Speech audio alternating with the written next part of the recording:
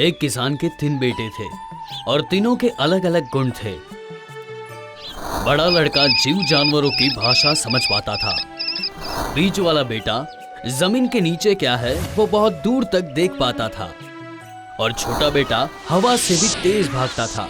वो अपनी जमीन पे खेतीबाड़ी करके अपना दिन गुजारते थे।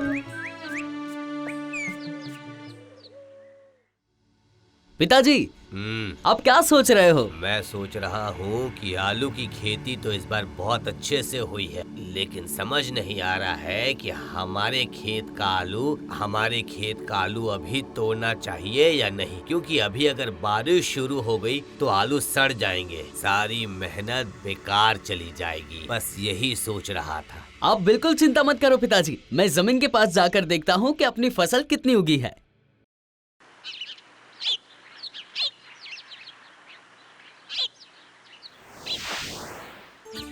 अरे बेटे, कुछ समझ में आया? पिताजी, सारे आलू अच्छे से तैयार हो गए हैं। अरे वाह, बढ़िया बढ़िया बढ़िया। आज ही हमें सारे आलू तोड़ने होंगे, ठीक है?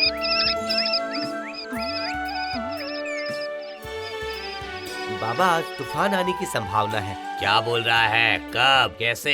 दोपहर को ही तो मैना पक्षी ने यही तो बोला है। सर्वनाश सर्वनाश। तो इसका मतलब अभी सब आलू तोड़ने होंगे, लेकिन इतने सारे आलू और एक बार में कैसे? आप चिंता मत कीजिए पिताजी, मैं सारे आलू ले लूंगा और अभी जाकर गोदाम साफ करके आता हूँ। आप बिल्कुल भी चिंता मत कीजिए पिताजी। हाँ हाँ, ये ठीक रहेगा, यही सही रहेगा। उसके बाद यहीं आ जाना, ठीक है? हाँ, आ जाना। हाँ ठीक है पिताजी।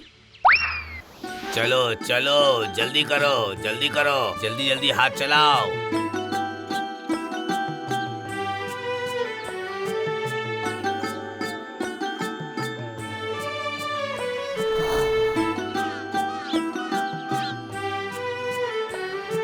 अरे ओ नंदू भैया, बाजार से आ रहे हैं क्या? हाँ भैया। तो क्या इतने सुबह सुबह बाजार खत्म हो गई? अरे आपने वो खबर नहीं सुनी क्या? कौन सी खबर नंदू भैया? अरे हमारे राज्य में एक राजा ने आक्रमण किया है। ये क्या बोल रहे हैं बड़े पापा? अब क्या होगा? मैं नहीं जानता बेटा, ये सुनकर ही मैं बाजार से लौट आया। मैं तो घर जा रहा हूँ। किसी भी समय वो राजा हमारे गाँव में भी आक्रमण कर सकता है। तुम लोग भी जल्दी जल्दी अपने घर चले जाओ।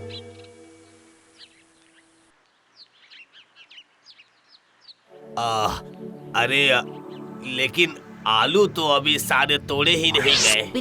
पिताजी सुना आपने सुना? सुना हो बेटा, सुना हूँ। चलिए पिताजी, पहले मैं आपको घर छोड़कर आता हूँ, उसके बाद भैया को घर ले जाऊंगा। पिताजी, भाई बिल्कुल सही बोल रहा है। हमारा यहाँ रहना ठीक नहीं है, हमें चलना चाहिए। ठीक है। तो चलो चलो सब।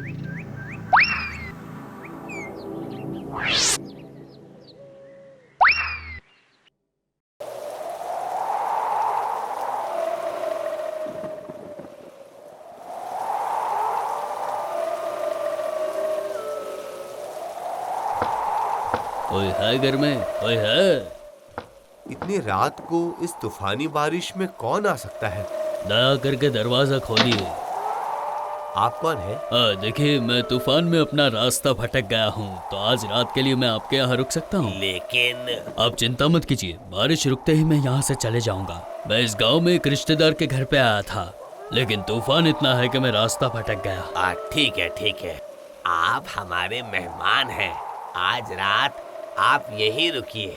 हाँ, यहीं रुकिए।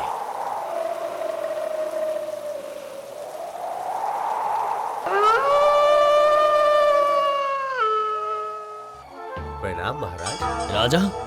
राजा कौन है? क्यों महाराज, आप तो इसी राज्य के राजा है ना? बोलिए। लेकिन तुम्हें कैसे पता चला कि मैं राजा हूँ? मेरे पोशाक से तो ऐसा नहीं लगता कि मैं राजा हूँ। महाराज, मैं सियार के चिल्लाने से समझ चुका हूँ। आप रूप बदल कर आए हैं। दुश्मन से अपने आप को बचाने के लिए हमारे घर आश्रय लिए हैं। आप बिल्कुल यहाँ रह सकते हैं। हम लोग 3 भाई हैं। हम लोग आपकी रक्षा करेंगे। अरे वाह, ये तो बहुत ही अद्भुत गुण है कि जीव जानवरों की भी भाषा समझ पाते हो। क्या बात है।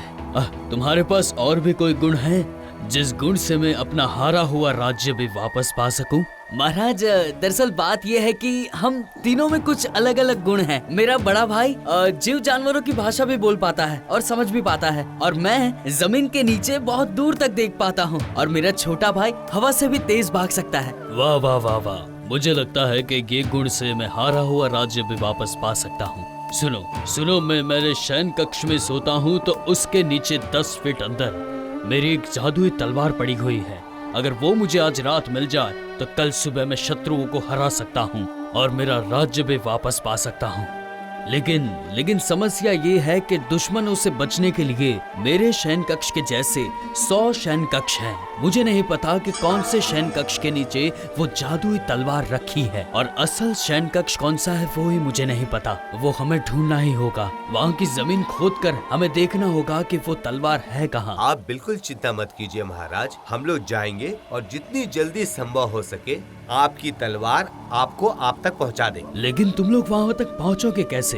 दुश्मनों ने मेरे महल को चारों ओर से घेर लिया है, हर जगह पहरा लगा हुआ है। उसकी आप चिंता मत कीजिए महाराज, मैं इतना तेज जाऊंगा कि मुझे कोई देख ही नहीं पाएगा। ये बोलकर पिताजी और राजा का आशीर्वाद लेके तीनों भाई वहाँ से निकल गए।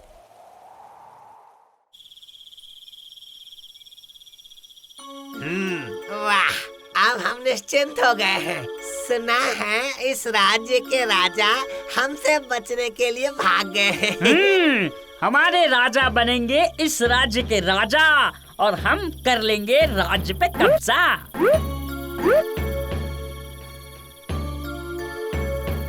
हुक्का हुआ।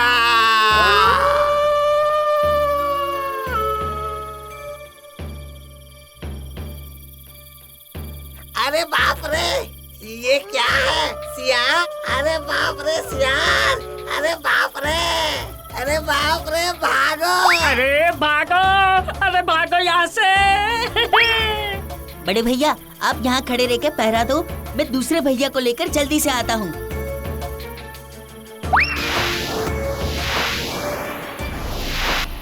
और अब हमें राजा का असल शयन कक्ष ढूंढना होगा। हर कक्ष की जमीन के नीचे ढूंढना होगा कि वो तलवार है कहाँ। वो ही हमें ढूंढना है, वो काम सावधानी से करना होगा। ये बोल के बीच वाला बेटा हर कक्ष में देखने लगा, बहुत ध्यान से देखने लगा। कुछ ही वक्त के बाद उन्हें असली कक्ष मिल ही गया। भाई यही है वो कक्ष, इसी कक्ष में है राजा जी की असली तलवार।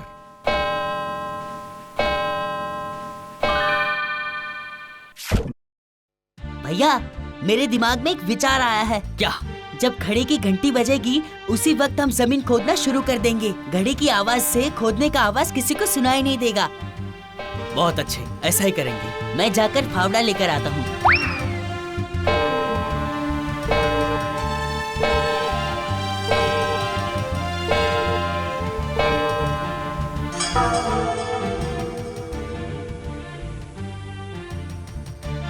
भैया तलवार दिख गई मुझे, तो लेकर आओ उसे। हम और ज्यादा देर नहीं कर सकते, ये तलवार लेकर जल्दी से हम राजा के पास पहुंच जाते हैं। चलो भैया।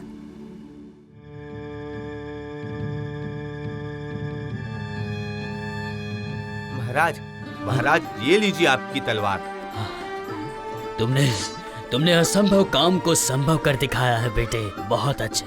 तुम्हारे बिना मुझे नहीं लगता कि ये तलवार मेरे लिए कोई ला पाता। ये बिल्कुल संभव नहीं था। ये तलवार 100 आदमी को मार सकती है। अब मैं इस तलवार से सारे शत्रुओं को मार दूंगा।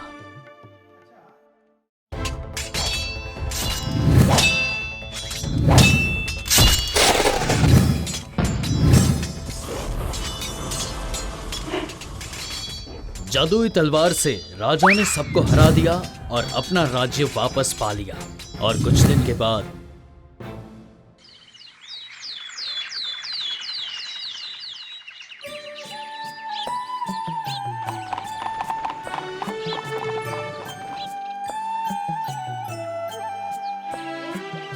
महाराज नवीन चंद्र जी आप लोगों को अपने राज दरबार में बुलाया है। आप लोग मेरे साथ रथ में चलिए। आइए आइए।